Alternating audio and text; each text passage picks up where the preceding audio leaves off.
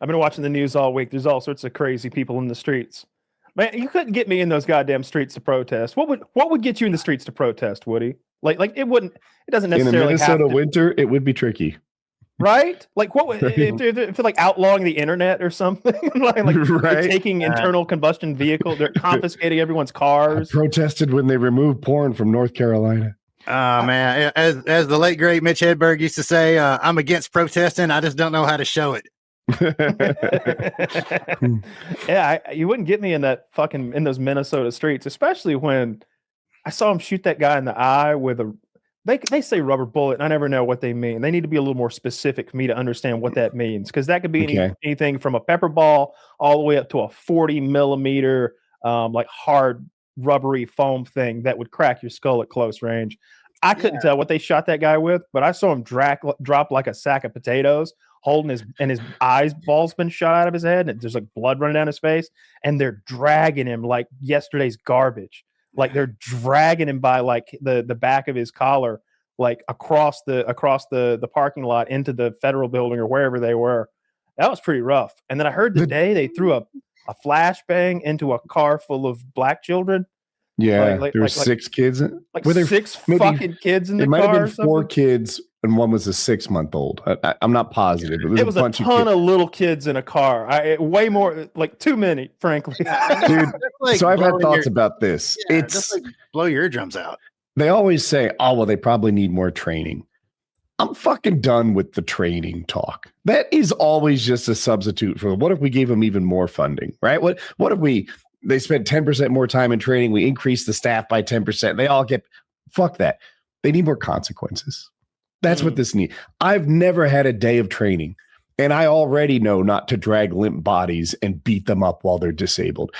I've never had a day of training, and I'm already aware that you don't throw a flashbang into a car filled with kids and babies.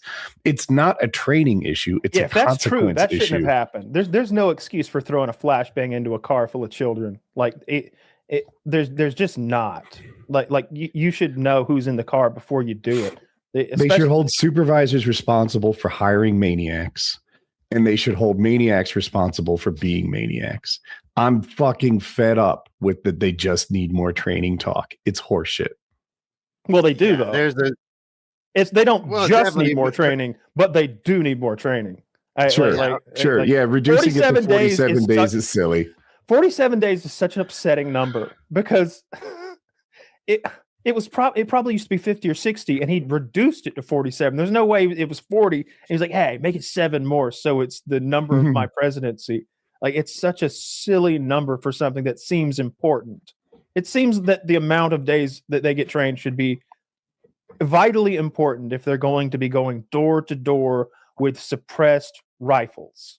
Take off the masks, put on the body cams, add some consequences. Add the body cams. Add some consequences, and we'll have a better force.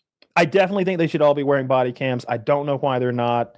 I know they don't have to, and I don't like that. I guess it's because they're federal officers and not like police officers or something like that. But man, it would add a lot to transparency if they just all had a goddamn body cam on. Yeah, all cops should have to have body cams. And you should be so well trained before you're operating in like America's neighborhoods with stacked up like a SWAT team with rifles. I wonder if that's the case. It's hard to get real news, but it's like, are the guys with the rifles who are stacked up like a SWAT team who are now invading this home, like clearing it with guns? Did they only have 47 days of training? Did they go from Call of Duty to less than 2 months of training to this? Is that what happened? Because that's crazy to me. Like a lot of them are former law enforcement or former military. Apparently, that seems to be a big move towards. But are all of those who are doing what I'm saying specific? They're saying 47 days worth of ICE training, and we've looked at like what it takes to become an ICE agent. They're taking anybody. You've seen some of the fatsos they've got, so clearly there's no physical requirements. But I've seen people with Nazi tattoos and shit, so clearly there's no like moral requirements. I think they're taking anybody and everybody they can, and you're going from Call of Duty, 47 days of training, to patrolling America's neighborhoods with long guns.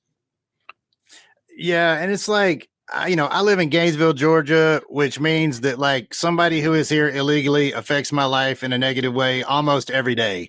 Yep. But like that level of like military strike on some people who were probably just trying to get by, like, yeah, it's absolutely out of control. Like the level of violence, the lack of oversight, and like you said, stuff like even if your training should be, this is what happens when you throw a flashbang into a car. It blows every eardrum and eye socket out in the car and shatters the window. Like, there's no reason to do it. Yeah, exactly. Like what were you going to gain by that act? Like it's getting them out of the car. Like it was definitely that they weren't getting out of the car. Like I guarantee the driver was disobeying commands to get out of the car. Which is one thing. It's like, I always say this, and I don't mean this in a way to excuse the people who throw flashbangs into cars, but you wouldn't have had to get a flashbang into my car to get me out of it. You'd just had to say, get out once. And whether I was in the wrong or the right wouldn't play into it. I would get out because you have a badge and a gun, and I'm probably, we'll sort this out after we make sure that like, you're not afraid of me. If you're Barney Fife shaking with your hand on the trigger because you think I've got a gun or you think something about me that's crazy, let's dispel all that right away by me being compliant, getting out of the car and saying, oh, what's the problem here? How can I comply in a way that won't get me killed? I'm not trying to stand up to you or buck up at you or prove that I'm more of a man than you. I'm trying to survive this encounter with armed law enforcement. Well, but you're like a person imagining yourself driving through. A lot of these people are trying to obstruct it. And I mean, in any scenario, like I've had guns pulled on me at the post office, when I wasn't expecting it. I complied. I mean, the state has a monopoly on violence. That's why you have to like treat, even if you're like, I'm totally innocent here, be kid glove mode around cops. Like that's just smart. Whether or not you agree, disagree, good morally, advice. like that's just be smart. It's a little different if it's your house. If it's your car, if people don't know, you got to get it. If they say get out of your car, that's a lawful order that you need to comply with. You don't get to be like, no, I don't think so. What's your reasoning for getting me out? Convince me that I should. No. They can just ask you to get out, and that's the end of it. I've looked into it because I've wondered. Every time I get the same answer, you got to get out. But if they say get out of your house, you can say no, thank you. I prefer to keep the door closed, stuff like that. If they don't have a warrant, don't open the door. They'll stick their foot in it. Yeah. And then I don't know what to do if they put their foot in it. If they put their foot in it, you can't kick their foot out of the door jam. Like, what's your move once they've pulled that? I don't know the answer. Maybe this is where we circle back to the farting. You cut a raunchy gasser. Your best bet literally is to call your lawyer at that point and try, because you can't close the door on them, you can't kick their foot out, and they're not going to move it. Like you need legal help right now. Like I saw that question once on one of those YouTube lawyers like Q&A sessions. Like, what if he sticks his foot in your door? Well, you're kind of in a pickle. It's like, fuck. Okay, noted. Don't open the door. Yeah. I've had several of my VinWiki stories have been stories that involved at some point a cop either like running the numbers on the gun I carry or searching my car or whatever. And there's always people in the comments that are just like, oh, you're a sheep. You gave up your rights, whatever. It's like, look, man, like I'm late to go pick up my girlfriend. I'm already in trouble. This could take 4 hours or this could take 6 minutes, but like they're going to look in your car. Like you can do your sovereign citizen or stand on the Constitution, whatever it is. They're going to keep you there until somebody shows up with a warrant or somebody shows up with a dog. They're going to reach in their pocket and find probable cause. Like they're going to search your car. Like you're not going to walk away with your powdered wig. Are you going to wait 6 hours for no reason? Exactly. Like path of least resistance. Just make it easy on yourself. Like I believe in the Constitution. I don't want to give up my rights, but like, I know what I can be doing the rest of my evening, and it's not going to be sitting in handcuffs in an ant bed. It's going to be let them run the numbers on my legally owned and obtained gun and be on my way. Like, people escalate stuff, but I've had some instances though with cops. I'm sorry, go ahead. I was going to say, I was on the interstate. I had a pistol in my passenger seat, just sitting in it flat, and a truck driver saw it. He called 911 and said I was brandishing it. I was not. I was driving my fucking car. And I never touched the gun. It'd been sitting in the seat the whole time, but they set up this whole like trap to catch me where they're waiting on the overpasses ahead of me, and they swarm me and pull me over, like two cops with their hands on their guns. And we got out of the car, and they're like, can we search the car?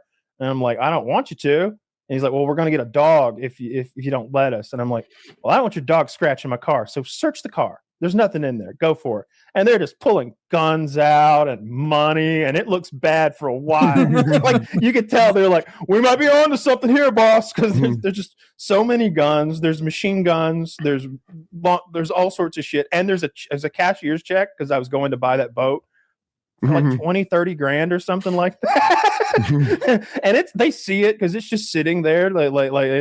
They thought they had caught somebody important, but by the end, you get to go away because all your shit's right.